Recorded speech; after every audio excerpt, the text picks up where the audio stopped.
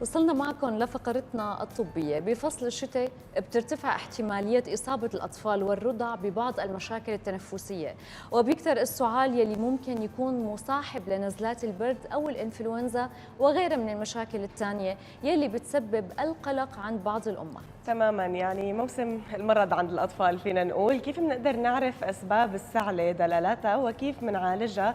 رح نعرف كل هالتفاصيل وأكثر مع الدكتور أيمن العجلوني الاستشاري أكيد بطب الأطفال. يسعد صباحك دكتور. صباح الخير. يسعد صباحك دكتور، أهلا وسهلا فيك معنا لليوم. طبعا احنا تحت الهواء ما خلينا شيء ما سألناك واستشرناك فيك، ولكن هلا بدنا نساعد كل الأمهات يلي عم يحضرونا لحتى تبطل قلق وخوف، وخاصة بهي الفترة. الأمراض كترانة، المشاكل التنفسية أكبر، وعم نشوف بعض كل مرضى في سعلة عم تضل مصاحبة للطفل ولكن بعد الشفاء.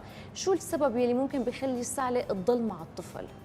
هلا السعال هو بالبداية عرض لمجموعة من الأمراض يلي ممكن تحدث بفترة الطفولة، وخاصة فصل الشتاء وفترة المدارس. ممكن يكون تالي لإنتانات فيروسية مثل ما ذكرنا، ممكن يكون تالي لإنتانات تنفسية علوية، ممكن يكون تالي لأمور تحسسية، ممكن تحسس الصدر يكون سبب للسعال، ممكن يكون تالي أحيانا لاستنشاق جسم أجنبي، لذلك هو وسيلة دفاعية بدافع فيها الجسم عن جسم غريب بحاول يطرده، يلي هو ممكن يكون المخاط، ممكن يكون مفرزات البلغم، وممكن يكون عبارة عن جسم أجنبي مستنشق، أو العامل المحسس يلي عم يحرض هالسعال. نعم. طيب خلينا نتوسع أكثر دكتور بالحديث ونشرح أكثر على أبرز الأمراض يعني التنفسية اللي هي بتكون مرافقة للطفل خلال يعني موسم الشتاء. خلينا فصل الشتاء بتكسر الأمراض الفيروسية مثل ما ذكرنا، وخاصة الإنفلونزا وما شابه يلي هي ممكن الرينو فيروس، وممكن أمراض الريسبيراتوري سينسيشيال فيروس RSF يلي هلا كثير شائعه بفتره المدارس، واللي عم تنتشر انتشارها سريع، وممكن تسبب سعال تخريشي ومزعج للطفل. اضافه للامراض الثانيه اللي منها الكوفيد 19 يلي ممكن تكون كمان عامل اساسي بهالفتره هاي. تماما. طيب دكتور، ممكن بعض الامهات يلي عم تسمعنا عم تقول انه انا ابني احيانا السعله بتكون عنده ناشفه، بعض الامهات عم تقول لا انا السعله عند ابني في صوت، في خرير بالسطر. يعني كيف بدي فرق بين هي السعله شو منشأها، هي السعله شو منشأها، انا هون شو لازم اتصرف، شو اعطي ابني هون، شو لازم اعطي ابني؟ هلا السعال في جاف وفي رطب. السعال الجاف غالبا بيكون تالي لامور تحسسيه، بتكون المفرزات ناشفه او جافه او لزجه، وبيصعب على الطفل اخراجها، وبتلاقي الصوت قوي، سعال قوي، لكن ما بيترافق مع مفرزات عم تخرج. اما السعال الرطب ممكن تكون مفرزات مخاطيه لينه، ممكن تخرج بسهوله، وخاصه بالاعمار الاكبر. الامراض التنفسيه، الامراض الفيروسيه غالبا بتسبب امراض او سعال رطب. اما بالنسبه للامور التحسسيه قد تكون مترافقه مع سعال جاف، لكن احيانا بعض الامراض الفيروسيه بتسبب التهاب حنجره كروب، وممكن يكون سعال جاف ايضا. تماما.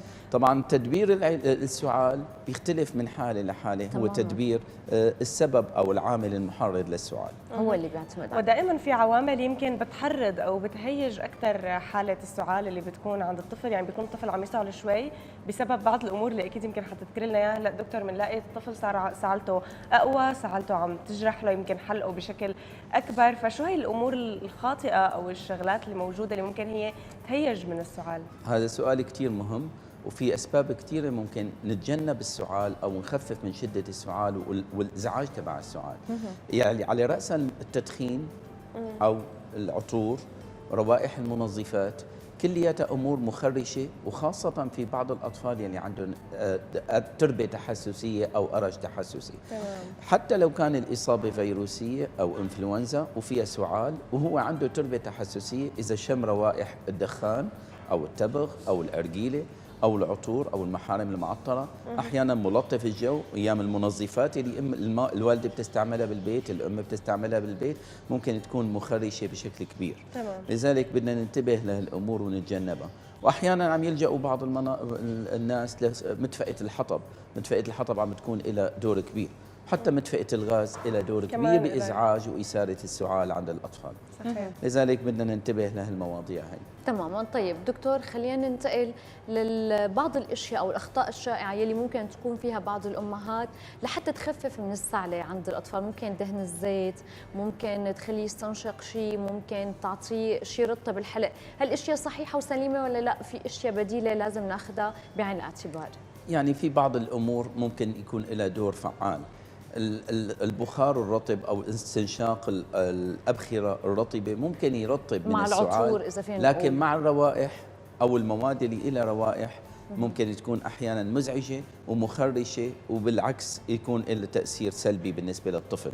لكن اذا استعملت مثلا استنشاق البابونج، اذا استعملت مثل ما كانوا يستعملوا من زمان الكينه، اوراق الكينه، ممكن البخار الماء هذا الغالي مع الأعشاب اللطيفة هي ممكن يكون له دور إيجابي وتخفيف من حدة السعال، وحتى ممكن ترطيب الأغشية التنفسية وتخفيف هالتهيج والسعال. تمام. ممكن يكون بعض الأعشاب له دور كبير كتير، ممكن غلي أو منقوع البابونج. بتنصح بتناول الزهورات انه نعطي الطفل مثلا زهورات، مثلا بابونج، زعتر بري، مليسه، كل هدول القصص اللي ممكن في أمور تروق مفيدة الحلق كتير، وممكن حتى تساعد بالحدسية الالتهابية بتخفيفها.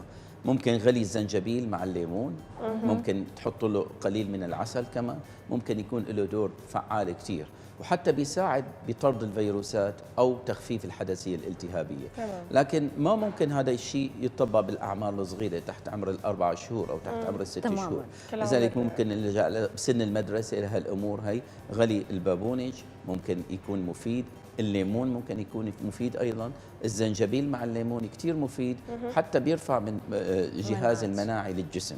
تمام. يمكن دكتور اكثر شيء يعني عند الكبار وعند الصغار، يمكن الصغار بيتضايقوا من الموضوع اكثر، موضوع السعله، خاصه وقت ما بس الواحد بده ينام بتكتر السعله وبتقوى السعله، حرام كثير بتصير، والولد عن جد ما بيقدر يستوعب هي الفكره، فبتلاقي صار بكي وفتنا بحاله ثانيه. فهون شو ممكن الاهل يعملوا ليحاولوا يخففوا من حده هالسعله قدر الامكان، خاصه بوقت النوم يعني؟ هلا اهم شغله الانتباه لسلوكيه الجهاز التنفسي، يعني اذا في احتقان بالانف، في مفرزات كثير بقلب الانف وبتمنع التنفس، او ممكن تنزل من بالعوم الخلفي وتسبب اثاره بالسعال بزياده، الافضل للام تنظف الطريق التنفسي، تنظف له انفه للطفل وتعلمه انه ينام على وضعيه جانبيه. ممكن تخفف له كثير من موضوع الازعاج السعال بالليل. وما تصر كثير انه الولد لازم ما يسعل، هي وسيله دفاعيه، يعني ما لازم نعطي كثير مخيفات للسعال او مثبطات للسعال، هي ممنوعه عند الاطفال وخاصه تحت عمر السنتين مثل الكوديين وما شابه، لكن ممكن نعالج العامل المسبب للسعال، وممكن تلجا لبعض السوائل مثل ما ذكرنا او الاعشاب المفيده، وتنظيف الانف وتجنب الامور المخرشه. كثير امهات ايام بتلاقي ملبسين اواعي الطفل ملابس رائحة الدواء الغسيل أو المنظفات كتير فائحة، بحطوا معطر، أيام المخدة بتكون ريحتها دواء غسيل، وبتقلي بالليل وقت يفوت على التخت بتلاقيه عم يسعل بزيادة، وبتكون ريحة المخدة هي كتير مخرشة. لذلك بدها تنتبه لهالأمور هاي. وللأسف بعض الأهالي حتى ممارسة الدخان ضمن المنزل بيقول لك أوكي فاتحين الشباك، اوكي فاتح الشباك بس ما حتروح الريحه بالمية يعني. لذلك ضمن المنزل وجود تدخين او ارجيله امر مخرش كثير ممكن يزعج الطفل ويسبب لنا زياده السعال، وخاصه بالليل وفصل الشتاء، لانه عم نضطر انه يتم اغلاق واحيانا تدفئه معه. تماما. طيب دكتور، خلينا ننتقل لآلية العلاج المناسبة. قديش تحتاج آلية العلاج لحتى تختفي السعلة وما يصير في نكسة للطفل ونرجع نشوف السعلة مرة ثانية؟ كما ذكرنا انه السعال بحد ذاته ما بده كثير علاج، العلاج بالسوائل الدافئة والعلاج العامل المسبب.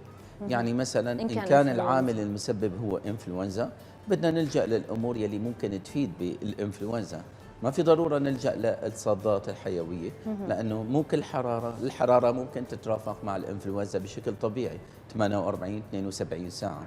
ما في ضروره نلجا لمثبطات السعال، نلجا للاعشاب البسيطه، لكن ممكن نلجا لبعض الادويه الموسعات القصبيه، يعني ممكن تفيد بتوسيع القصبات. ممكن نلجا لبعض المميعات البلغم يلي ممكن تساعد بتخفيف حده السعال.